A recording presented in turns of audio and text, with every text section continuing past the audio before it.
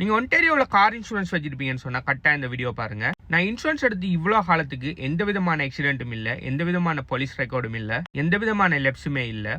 ஆனால் ஒவ்வொரு வருஷமும் என்ன இன்சூரன்ஸ் கண்டினியூஸாக கூடிக்கிட்டே போகுது. நான் கார் பேமெண்ட்டுக்கு பே பண்ணுறதை விட 2 மடங்கு இல்லாட்டி 3 மடங்கு கூட இன்சூரன்ஸுக்கு பே பண்ணுறேன்னு சொல்லி கவலைப்பட்டுட்டு ஒரு ஆளாக இருப்பீங்கன்னு சொன்னால் கரெக்டாக இந்த வீடியோ பாருங்கள். இந்த வீடியோ சேவ் பண்ணி வச்சுக்கொள்ளுங்க. மிக முக்கியமான ஒரு விஷயத்தை பற்றி தான் இந்த வீடியோவில் நான் கதைக்க போகிறேன். நான் ஒன்டாரியோவில் லைசன்ஸ் இன்சூரன்ஸ் ப்ரோக்கர். எங்களோட ப்ரோக்கரேஜில் பார்த்தீங்கன்னு சொன்னால் நாங்கள் 30க்கு மேற்பட்ட இன்சூரன்ஸ் கம்பெனிஸோட ஒர்க் பண்ணிட்டு இருக்கிறோம். அந்த 30 கம்பெனிஸில் நிறைய டாப் டியர் கம்பெனிஸும் இருக்குது. சில பார்த்தீங்கன்னு சொன்னால் மீடியம் ரேஞ்ச் கம்பெனிஸும் இருக்குது. சில சின்ன குட்டி கம்பெனிஸும் இருக்குது. அதாவது ரீசெண்டாக ஸ்டார்ட் பண்ண கம்பெனிஸும் இருக்குது. அதில் ரீசெண்டாக ஸ்டார்ட் பண்ணின ஒரு புது கம்பெனி ஒன்றுட ஒரு மீட்டிங் ஒன்றுக்கு நான் இன்றைக்கி போயிருந்தேன். இந்த மீட்டிங் என்னத்தை பார்த்தீங்கன்னு சொன்னால் இன்சூரன்ஸ் ஃப்ராடுகளை பற்றியும் இந்த இன்சூரன்ஸ் ஃப்ராடுகளை தவிர்க்கிறதுக்காக அவங்க என்னென்ன மெஷரெல்லாம் அவங்களோட அந்த கம்பெனியில் எடுத்துக்கிட்டு இருக்காங்கிற பற்றின மீட்டிங் தான் அது. அந்த மீட்டிங் போனது பிறகு இந்த இன்சூரன்ஸ் ஃப்ராட் ரிலேட்டடாக என்னென்ன மாதிரியான மெஷர்ஸ்கள் இன்சூரன்ஸ் கம்பெனி சைடில் எடுக்காங்க, ப்ளஸ் இதோட தாக்கங்கள் என்னங்கிற எல்லா விஷயத்துலையும் இருந்து எனக்கு ஒரு பெரிய ஒரு கிளாரிட்டி ஒன்று கிடைச்சிக்கு. அது சம்மந்தமான விஷயத்தை தான் நான் இன்றைக்கு உங்களோட ஷேர் பண்ண போகிறேன். எனக்கு என்ன ஷாக்கிங்காக இருந்தீங்கன்னு சொன்னால் இந்த கம்பெனி பார்த்தீங்கன்னு சொன்னால் ரீசெண்டாக ஸ்டார்ட் பண்ண கம்பெனி ஒன்று தான். ரீசெண்டாக ஸ்டார்ட் பண்ணின இந்த சின்ன கம்பெனிலேயே இந்த அளவுக்கு மெஷர்ஸ் எடுக்காங்கன்னு சொன்னால் 50, 60, 70 வருஷமா இண்டஸ்ட்ரியில் இருக்கிற இன்சூரன்ஸ் கம்பெனிஸோடய நான் ஒர்க் பண்ணிட்டு இருக்கிறேன். அதே மாதிரி நிறைய இன்சூரன்ஸ் கம்பெனி கனடாவில் இருக்குது. அப்போ அவங்கெல்லாம் எந்த அளவுக்கு மெஷர்ஸ் எடுப்பாங்கங்கிறது எனக்கு ஒரு மைண்ட் ப்ளோவிங்காக இருந்துச்சு. முதலாவது அந்த கொஸ்டனுக்கு ஒரு ஆன்சரை சொல்கிறேன். நான் எந்த ஆக்சிடென்ட்டுமே படலை, நான் எந்த போலீஸ் டிக்கெட்டுமே எடுக்கலை, நான் எந்த விஷயமுமே செய்யலை, நான் ப்ராப்பராக நான் இந்த காரை ட்ரைவ் பண்ணிட்டு இருக்கேன். நான் ஒவ்வொரு வருஷமும் என்ன இன்சூரன்ஸ் கூட்டிகிட்டு போகுது. இதுக்கு பார்த்தீங்கன்னு சொன்னால் நிறைய விஷயங்கள் தாக்கம் செலுத்தினாலும் மிக முக்கியமாக தாக்கம் செலுத்துகிற பெரிய அளவில் இம்பேக்டை கொடுக்குற ஒரு விஷயம்னு சொன்னால் இன்சூரன்ஸ் ஃப்ராட். இது இங்கிலீஷில் சொல்லக்குள்ள ஒரு நார்மலான விஷயம் ஒன்று இருக்கும். ஆனால் அதை தமிழில் சொல்ல போனால் இன்சூரன்ஸ் கள்ளர்களால் இன்சூரன்ஸுகளை செய்கிற கள்ள வேலைகளை தான் இந்த இன்சூரன்ஸ் ஃப்ராடுன்னு சொல்லி நம்ம இங்கிலீஷில் சொல்லுவோம். எப்படி ஒரு கொலை செய்கிறவனை கொலைகாரன்னு சொல்லி சொல்கிறோமோ, வீட்டை பூந்து கொள்ளையடிக்கிறவனை கொள்ளைக்காரன் அப்படி இல்லைன்னு சொன்னால் கள்ளன்னு சொல்கிறோமோ, அதே மாதிரி இன்சூரன்ஸ் ஃப்ராடில் ஈடுபடுற ஆட்களை நம்ம இன்சூரன்ஸ் கள்ளர்கள்னு சொல்லி தான் நம்ம சொல்லணும். நம்ம இங்கிலீஷில் சொல்கிறதால அது பெரிய அவார்ட் கொடுக்குற வேர்ட் மாதிரி இருக்கு. அவங்க கல்வர்கள். இந்த இன்சூரன்ஸ் ஃப்ராடுகள்லாம் நிறைய டைப்ஸ் ஆஃப் ஃப்ராடுகள் இருக்குது. ஓகே, நினைச்சு பார்க்க இல்லாத அளவுக்கு ஃப்ராட் எல்லாம் இதுக்குள்ள இருக்குது. நீங்க இன்சூரன்ஸ் ஃப்ராடுன்னு சொல்லி நீங்க டிக்டாக்ல அந்த சர்ச் பார்ல சர்ச் பண்ணாலே நிறைய வரும். இன்றைக்கு அந்த மீட்டிங் அட்டென்ட் பண்ணது பிறகு எனக்கு கிடைச்ச கிளாரிட்டியில மிக முக்கியமான ஒரு கிளாரிட்டி ஒன்று தான். 100க்கு 99 வீதமான இன்சூரன்ஸ் ஃப்ராடை ஈஸியாக கண்டுபிடிக்கலாம். நார்மலாக இன்சூரன்ஸ் ஃபீல்டுக்குள்ள நிறைய ஜாப் கேட்டகரிஸ் இருக்குது.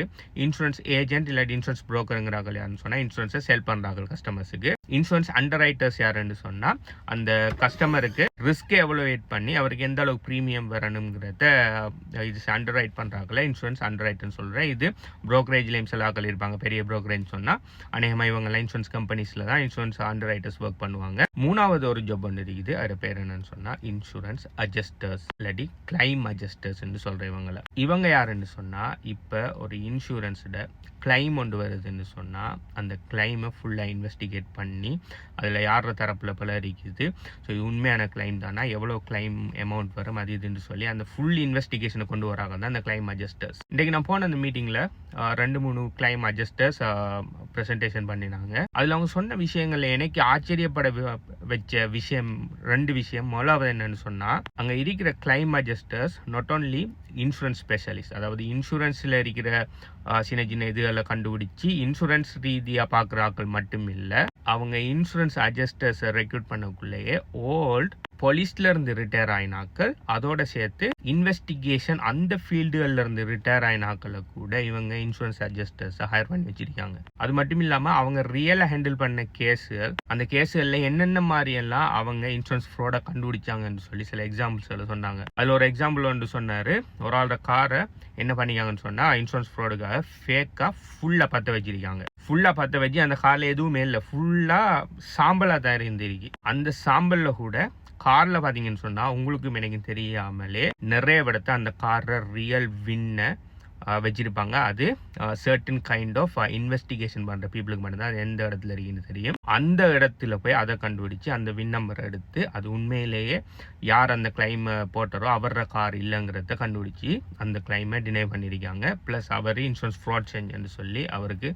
மேலே அடுத்த ஆக்ஷனில் எடுத்திருக்காங்க. அதே மாதிரி ஃபேக் டாக்குமெண்ட்ஸில் கண்டுபிடிக்கிறதுக்கு ஜெனரேட்டிவ் ஏஐஸ்களை யூஸ் பண்ணுறாங்க. அதாவது நீங்கள் ஒரு கிளைம் சம்மந்தமாக ஏதாவது பில்லோ அது இதோ ஏதோ ஒரு டாக்குமெண்ட் ஒன்று சப்மிட் பண்ணுறோம். அந்த டாக்குமெண்ட் உண்மையிலேயே உண்மையான டாக்குமெண்ட் தானே அப்படி ஃபேக்கான டாக்குமெண்ட் நீங்கள் க்ரியேட் பண்ணிடுறீங்களா அதுன்னு சொல்லி அதை கண்டுபிடிக்கிறதுக்கு நார்மலாக மனிதன் வெட்டுக்கண்ணு பார்க்கக்குள்ள அது உண்மையான டாக்குமெண்ட் மாதிரி தான் இருக்கும். ஆனால் அதை கண்டுபிடிக்கிறதுக்கு ஜெனரேட்டிவ் ஏஐஸில் சிஸ்டங்களை பயன்படுத்துகிறாங்க. அது மட்டும் இல்லாமல் இன்னும் நிறைய விஷயங்களை உள்ளுக்கு பாவிக்காங்க இந்த ஃப்ராடுகளை கண்டுபிடிக்கிறதுக்காக. ஒன்டேரியோ பொறுத்த வரைக்கும் இன்சூரன்ஸ் ஃப்ராடுங்கிறது ஒரு கிரைம், ஒரு குற்றம். நார்மலாக ஒன்டேரியோவில் நீங்கள் ஏதாவது கிரைம் இல்லாட்டி குற்றம் செஞ்சிருப்பீங்கன்னு சொன்னால் அது உங்களோட வாழ்க்கை பூரா தொடரும். அதாவது நீங்கள் கனடாவில் இருக்கிற எல்லா காலமும் அது உங்களை பின்தொடரும். என்ன காரணம் சொன்னால் இங்கே நீங்கள் கிரெடிட் கார்டு அப்ளை பண்ணுறதுலேருந்து பேங்க் அக்கௌண்ட் திறக்கிறதுலேருந்து ஒரு வேலை ஒன்றுக்கு அப்ளை பண்ணி வேலையில் ஜாயின் பண்ணுறதுக்கு முதல்லேருந்து எல்லா இடத்தையுமே பேக்ரவுண்ட் செக் பண்ணுவாங்க. நீங்கள் ஏதாவது இதை மாதிரியான இன்சூரன்ஸ் ஃப்ராடுகளில் மாட்டி அது உங்களோட ப்ரொஃபைலில் வந்துடும் சொன்னால், அதாவது இன்சூரன்ஸ் ப்ரொஃபைல் மட்டும் இல்லை உங்களோட ரியல் ப்ரொஃபைல் அது போடுவாங்க.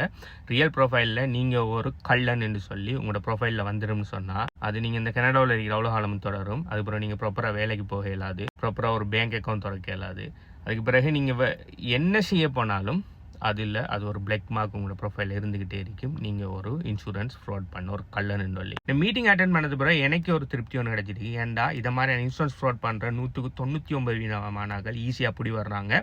ஸோ ஈஸியாக இதை செய்ய முடியாதுன்னு சொல்லி எனக்கு ஒரு திருப்தி ஒன்று வந்திக்கு. என்ன சொன்னால் எவனோ ஒருத்தன் செய்கிற ஒரு தப்புக்காக 4 பேர் சேர்ந்து அவனோட சுயநலத்துக்காக செய்கிற விஷயத்துக்காக ஏன் நம்ம எல்லாரும் சேர்ந்து பாதிக்கப்படணும், ரைட்? இப்போ இன்சூரன்ஸ் நீங்கள் ஒரு 5 வருஷமாக வச்சுருக்கீங்க, 10 வருஷமாக வச்சுருக்கீங்கக்குள்ள உங்களோட இன்சூரன்ஸ் ஒரு $10-20 கூடுறது உங்களுக்கு எவ்வளோ கஷ்டமாக இருக்கு. அதே சமயம் இப்போ புதுசாக கனடாவுக்கு வந்த ஒரு ஆள் அப்படி புதுசாக லைசன்ஸ் எடுத்த ஒரு ஆள் இன்சூரன்ஸ் ரெக்கார்டே இல்லை, இப்போ தான் அவர் லைசன்ஸ் எடுத்திருக்காரு, இப்போ தான் முதல்ல இன்சூரன்ஸ் எடுக்க போகிறாரு, இப்போ தான் பிராண்ட் நியூ கார் ஒன்று எடுக்காரு, இப்போ தான் ஜியோ எடுத்திருக்காருன்னு சொன்னால் அவர் இன்சூரன்ஸ் பார்த்தீங்கன்னு சொன்னால் அதுவும் ஒரு டொரண்டோ GTA ஏரியாவில் இருப்பேன்னு சொன்னால் மினிமம் 600 to 900 ஈவன் $1000 எல்லாம் தாண்டி போகுது கைஸ். யோசிச்சு பாருங்க, நீங்கள் ஒரு கார் ஒன்று வாங்குறீங்கன்னு உங்களோட மந்த்லி பேமெண்ட்டே 500-600 வரும். ஓகே, ஆனால் உங்களோட இன்சூரன்ஸ் பார்த்தீங்கன்னு சொன்னால் $1000. கிட்டத்தட்ட கார் பேமெண்ட் டபுள் பேமெண்ட் நம்ம பே பண்ணிட்டு இருக்கோம் நம்ம எல்லாரும். எவனோ 4 கல்லணுகள் சேர்ந்து அவனோட சுயநலத்துக்காக செய்கிற விஷயத்துக்காக ஏன் நம்ம பாதிக்கப்படணும்? ஆனால் இந்த ஜெனரேட்டிவ் ஏஐட ஹெல்ப்ஸோட ப்ளஸ் ப்ராப்பரான நல்ல எக்ஸ்பீரியன்ஸ் இருக்கிற இன்வெஸ்டிகேட்டர்ஸ்ட அநேகமான இன்சூரன்ஸ் கம்பெனிஸ் இப்போ இந்த ஃப்ராடல் கூடுதல் நடக்கிறதால கிளைம் அட்ஜஸ்டர்ஸாக ஹையர் பண்ணிட்டு இருக்காங்க. ஸோ அதனால் ஃபியூச்சரில் என்னை பொறுத்த வரைக்கும் இந்த இன்சூரன்ஸ் ஃப்ராடுகள் கொஞ்சம் கொஞ்சமாக குறைஞ்சிட்டு போகும். அப்படி ஃப்ராடில் இருக்கிறாங்க எல்லாருமே ஈஸியாக பிடிபட்டு அவரோட வாழ்க்கையை நாசமாக போகும். ஏன்னா உங்கள்கிட்ட அப்ரோச் பண்ணி இப்படி ஒரு விஷயம் ஒன்று செஞ்சு கொஞ்சம் பணம் சம்பாதிப்போம்னு சொல்லி இந்த குறுக்கு வழியை சொல்கிறாங்கன்னு சொன்னால் தயவு செய்து அவங்களோட அந்த பொய்யான வார்த்தையில கேட்டு நம்பி போயிடாதீங்க. ஏன்டா அவனால் இதுக்கு செய்கிறேன்னு சொல்லி ஹெல்ப் பண்ணி போட்டு உங்கள்கிட்ட இருந்து பணத்தை வாங்கிட்டு அவனை ஓடிடுவான், அவனுக்கு ஒரு பிரச்சனையும் இல்லை. ஆனால் நாளைக்கு இது புடிவாட்டுவீங்கன்னு சொன்னால் இதில் மாட்ட போகிறது யாருன்னு சொன்னால் நீங்கள் தான். நீங்கள் இதில் மாட்டுவீங்கன்னு சொன்னால் இன்சூரன்ஸ் ஃப்ராடுன்னு சொல்லி உங்களோட டேஷ் ரிப்போர்ட்டில் வரும். டேஷ் ரிப்போர்ட்டில் வாரது மட்டும் இல்லாமல் உங்களோட ப்ரொஃபைல்லே வந்துடும். அதுக்கு பிறகு பார்த்தீங்கன்னு சொன்னால் உங்களோட வாழ்க்கையில் நீங்கள் கனடாவில் என்ன விஷயம் செய்ய போனாலும் அது ஒரு பிளாக் மார்க்காக இருந்துக்கிட்டே இருக்கும். இப்போ ஏதோ ஒரு தப்பான ஆசை ஒன்றில் தப்பான பழக்க வழக்கங்களில் இதை ஒன்றை செய்கிறதுக்கு முன் செஞ்சிட்டிங்கன்னு வைங்க, இது புடிவாட்டுன்னு வைங்க, நாளைக்கு ஒரு 2-3 வருஷத்துக்கு பிறகு உங்களுக்கு ஒரு ப்ராப்பரான உங்களுக்கு பிடிச்ச ஒரு ஜப் ஒன்று கிடைக்குது. உதாரணத்துக்கு ஒரு பேங்க்கில் ஒரு நல்ல பொசிஷன் ஒன்று கிடைக்குதுன்னு வைங்க, நீங்கள் படித்த படிப்புக்கு ஏற்ற மாதிரி உங்களுக்கு பிடிச்ச ஒரு ட்ரீம் ஜப் ஒன்று கிடைக்குது. நாளைக்கு அவங்க பேக்ரவுண்ட் செக் பண்ணக்குள்ள நீங்கள் ஒரு இன்சூரன்ஸ் கல்லன்னு சொல்லி உங்களோட இதில் இருக்குன்னு சொன்னால் பேக்ரவுண்ட் செக் ரிசல்ட்ஸ் வரும்னு சொன்னால் பேங்க்கில் கொண்டாந்து அவ்வளோ பணம் பழங்குற இடத்த உங்களை கொண்டாந்து வச்சு உங்களை அழகு பார்ப்பாங்கன்னு சொல்லி நீங்கள் நினைங்களா? ஸோ இதை மாதிரியான ஷார்ட் டேர்ம் ப்ராஃபிட்டுகளுக்கு ஆசைப்பட்டு லாங் டேர்மில் உங்களோட வாழ்க்கையை பழுதாக்காமல் இதை மாதிரியான கேவலமான விஷயங்கள்லேருந்து தவிர்த்துருங்க. அதை பற்றி நீங்கள் என்ன நினைங்கிற உங்களோட கருத்துக்களை கமெண்ட்டில் தெரியப்படுத்துங்க. நான் ஒன்டாரியோவில் லைசன்ஸ் இன்சூரன்ஸ் புரோக்கர். எங்களோட ப்ரோக்கரேஜில் பார்த்தீங்கன்னு சொன்னால் 30க்கு மேற்பட்ட இன்சூரன்ஸ் கம்பெனிஸோட நாங்கள் ஒர்க் பண்ணிட்டு இருக்கிறோம். நீங்கள் புதுசாக car insurance, home insurance, rental insurance ஏதாவது எடுக்க போறீங்கன்னு சொன்னாலும் சரி, அப்படி இல்லைன்னு சொன்னால் உங்களோட இன்சூரன்ஸ் ரினியூவல் இன்னொரு 10-15 நாளில் வந்தாலும் சரி என்னை கண்டெக்ட் பண்ணலாம். என்ன கண்டெக்ட் பண்ணீங்கன்னு சொன்னால் அந்த 30 கம்பெனிலையும் செக் பண்ணி பெஸ்ட்டான ரேட் உங்களுக்கு நான் ஆஃபர் பண்ணுவேன். என்ன கண்டெக்ட் பண்ணுற டீட்டெயில்ஸ் வேணும்னு சொன்னால் நீங்கள் இந்த வீடியோ பார்த்துட்டு இருக்கிற டைம் இந்த வீடியோ எத்தனை லைக் கீழே கமெண்ட் பண்ணுங்கள். I will get back to you. By.